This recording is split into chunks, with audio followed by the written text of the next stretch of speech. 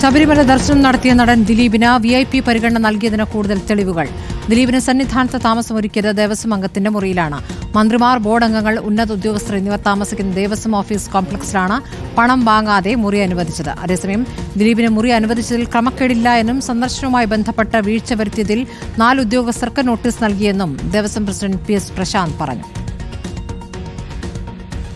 ദിലീപ് മാത്രമല്ല ഞാൻ പറയുന്നത്, ഇപ്പോൾ ചില എക്സിക്യൂട്ടീവ് ആയിട്ടുള്ള VIP ആയിട്ടുള്ള MLA മാരോ മന്ത്രിമാരോ ഹൈക്കോടതി ജഡ്ജിമാരോ ഒക്കെ വന്നാലും ഞങ്ങൾ സ്വാഭാവികമായും അവിടെ ഒരു ഗസ്റ്റ് എന്നുള്ള കൊണ്ടിരുത്താറുണ്ട്. അപ്പോൾ അവിടുന്ന് തന്നെ ആലോചിച്ചുകൊണ്ട് വന്നത് അതൊന്നും ഒരു വലിയ ഇതായിട്ട് തോന്നുന്നില്ല. പക്ഷെ ഞങ്ങൾക്കിതിലൊരു ഒരു പ്രധാനപ്പെട്ട കോടതി പറഞ്ഞതൊരു ശരിയായി തോന്നിയ ഒരു കാര്യം, അവിടെ കുറച്ച് സമയത്തേക്കെങ്കിലും ദർശനം തടസ്സപ്പെട്ടു എന്നുള്ളതാണ് ഏറ്റവും പ്രധാനപ്പെട്ട പ്രശ്നം. അതൊരു ശരിയാണ്.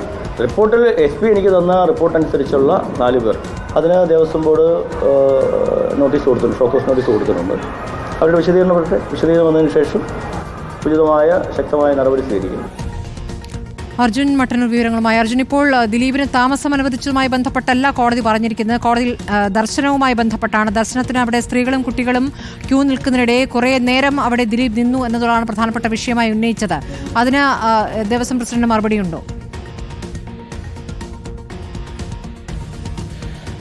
സ്മൃതി, ദിലീപിന്റെ ദർശനവുമായി ബന്ധപ്പെട്ട മറ്റ് തീർത്ഥാടകർക്ക് ബുദ്ധിമുട്ടുണ്ടായി, അവരുടെ ദർശനം തടസ്സപ്പെട്ടു എന്ന് ദേവസ്വം ബോർഡ് സമ്മതിക്കുന്നുണ്ട്. അതിൽ വീഴ്ച വന്നിട്ടുണ്ട് എന്ന് തന്നെയാണ് അല്പസമയം മുമ്പ് Devaswom board president PS Prasanth പറയുന്നത്.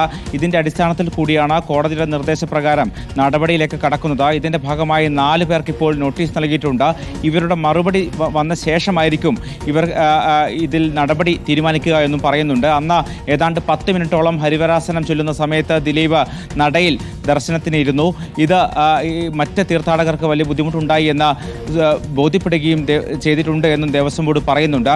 അതേസമയം അന്ന് വൈകിട്ടോടു കൂടിയാണ് ദിലീപ് സന്നിധാനത്തെത്തിയ ദിലീപിന് ദേവസ്വം കോംപ്ലക്സിൽ ദേവസ്വം ബോർഡ് മെമ്പർ G സുന്ദരേശന്റെ മുറിയിലാണെന്ന് സൗകര്യമൊരുക്കിയത്. ഇത് സാധാരണ പതിവുള്ളതാണ് എന്നും ദേവസ്വം ബോർഡ് വിശദീകരിക്കുന്നുണ്ട്. സാധാരണ രീതിയിൽ MLA മാർ, മന്ത്രിമാർ, കേന്ദ്രമന്ത്രിമാർ, അതോടൊപ്പം തന്നെ ജഡ്ജിമാരൊക്കെ തന്നെ വരുമ്പോൾ ഇത്തരത്തിൽ ഈ ദേവസ്വം കോംപ്ലക്സിൽ അവരുടെ മുറികളാണ് നൽകാറ്. ഇതിൽ പ്രത്യേകം പണം ഈടാക്കാറില്ല.